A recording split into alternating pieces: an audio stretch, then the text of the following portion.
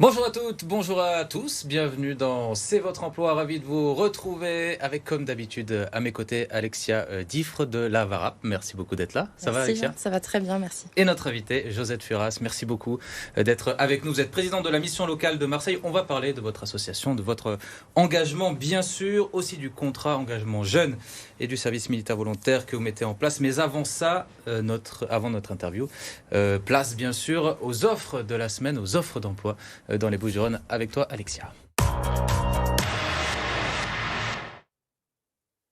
Avec une première offre. On démarre avec une première offre dans une enseigne célèbre de prêt-à-porter. C'est Lacoste qui recherche un CDI pour un poste de vendeur à pourvoir sur Aix-en-Provence. Pour ce poste, on vous demandera l'accueil de la clientèle, mais aussi la connaissance des programmes de fidélité de la marque. Si vous avez déjà une première expérience dans la vente, que vous êtes rigoureux, dynamique et vous avez un bon sens du relationnel, vous vous rendez sur le site internet qui s'affiche à l'écran pour déposer votre candidature.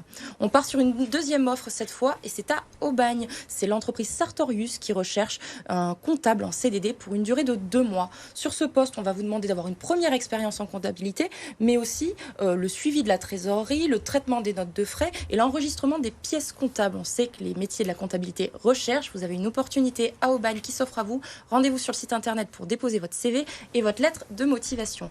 Et enfin, dernière offre pour cette semaine et on reste sur une offre en alternance, cette fois chez l'entreprise industrielle ST Microelectronics qui recherche à Rousset une personne qui prépare un BTS en maintenance. Pour ce poste, on va vous demander le repérage des pièces à démonter, mais aussi la réfection du matériel numérique. Il est encore temps de postuler pour les alternances. Rendez-vous sur le site internet pour poser votre candidature. Magnifique. Allez, on passe tout de suite à l'invité.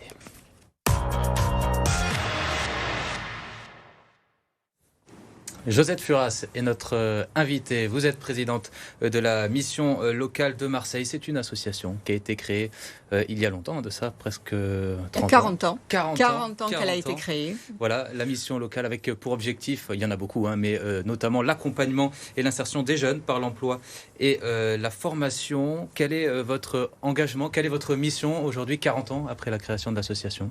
Écoutez, 40 ans après tout ça, il faut se mettre au goût du jour. Il faut se mettre à apporter de la jeunesse. Parce que cette jeunesse, elle est un peu perdue aujourd'hui. On s'en rend compte avec tout ce qui se passe. Donc nous, on s'occupe des 16 à 25 ans. Il y a beaucoup de jeunes encore qui restent sur le bas-côté, comme je dis. On appelle ça les invisibles.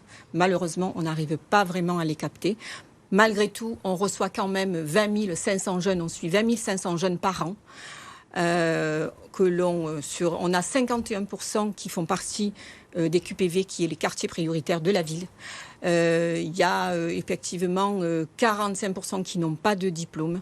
Mais, je tiens à le dire aussi, aujourd'hui, avec le Covid, malheureusement, il y a beaucoup de jeunes aussi qui aujourd'hui ont des diplômes et qui ont été obligés de laisser leurs études de côté et qui sont venus taper à la porte de la mission locale. On ne s'occupe pas que de ça, on s'occupe aussi de tout ce qui est périphérique autour de l'emploi, la santé, le loisir, le logement. Et au niveau de la santé, on se rend compte aussi que psychologiquement, les jeunes, avec le Covid, ont beaucoup de difficultés aujourd'hui. Vous parlez des invisibles, vous êtes pourtant la première mission locale de France en termes de personnes accueillies. Ça représente, je crois, plus de 20 000 jeunes. 20 500 jeunes. 20 500 jeunes. Aujourd'hui, comment vous êtes organisé, notamment sur le territoire de Marseille? Vous avez des antennes, vous êtes en ligne, justement. Quels sont les nouveaux moyens de s'adresser à ces jeunes-là? Alors, au niveau des antennes, on a 6 sites sur Marseille. On a aussi 25 relais de proximité. Et on a aussi des permanences extérieures sur Allo, Plan de Cuques, Septem-les-Vallons et le Rove. On a quand même 240 collaborateurs. C'est pas rien. Comme vous le disiez, on est la première mission locale de France. Et au niveau de la captation des jeunes, on va dans les cités, on va aussi sur les sites.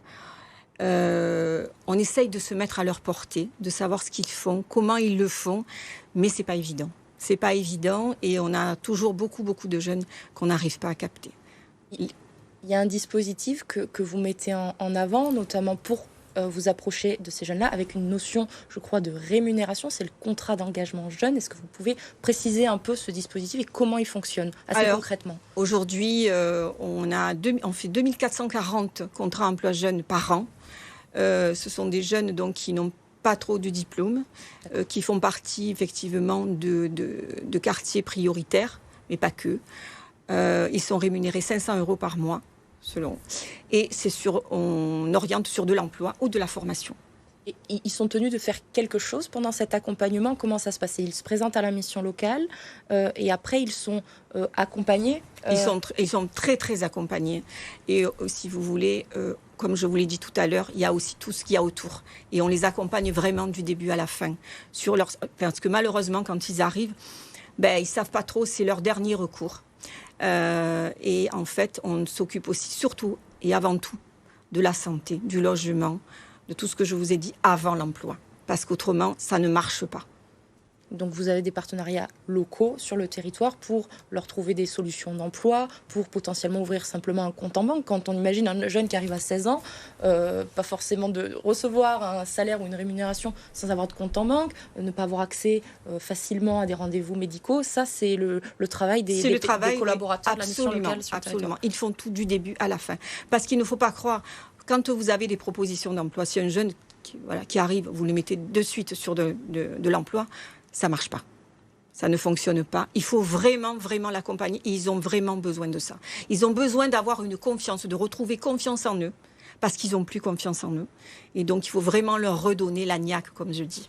Vous sentez que la précarité augmente chez les jeunes d'année en année, notamment depuis la crise sanitaire? Absolument. Et ils sont vraiment, je vous dis, ils sont vraiment perdus.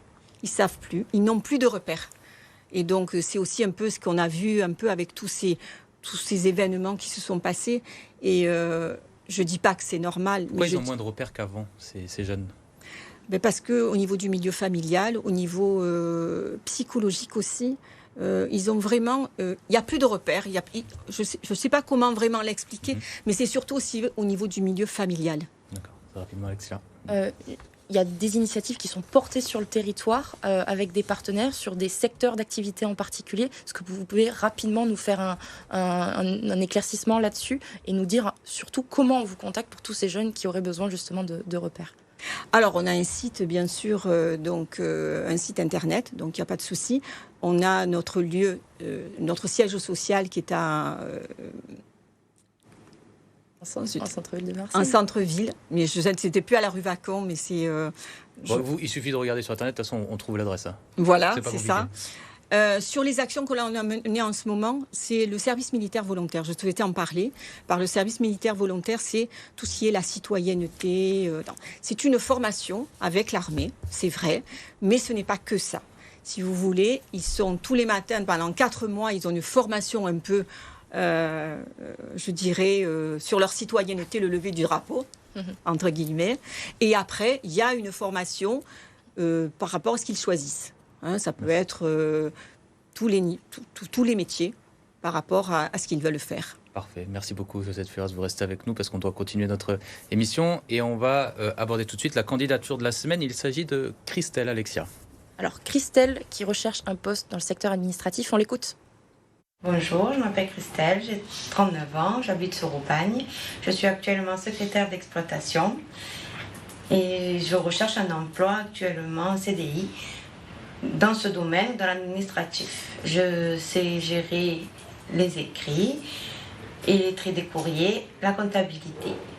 Je suis disponible à partir de début d'année et je rechercherai sur Aubagne et ses alentours. Je reste à votre disposition. Bonne journée à tous. Alors, comment on fait pour contacter Alors, pour contacter Christelle, vous envoyez un mail à cvotreemploi@lavara.fr. On vous met en relation, on lui souhaite qu'elle trouve une opportunité rapidement. Alors, les rendez-vous de l'emploi de la semaine avec, ça commence une découverte des métiers en réalité virtuelle. Alexia. Justement, on parlait de comment s'adresser aux jeunes. C'est un rendez-vous qui a lieu jeudi 19 octobre sur l'après-midi à la Cité des métiers de Marseille. Plus de 60 métiers à découvrir, 17 secteurs d'activité par des casques en réalité virtuelle. Si vous êtes intéressé, rendez-vous sur le site internet pour vous inscrire. Deuxième rendez-vous, c'est le même jour et cette fois, c'est au stade Ernest Trouvier à Marseille. C'est la place de l'emploi et de la formation. Sur cet événement, vous rencontrerez des recruteurs et vous serez aussi accompagné sur les dispositifs de formation du territoire.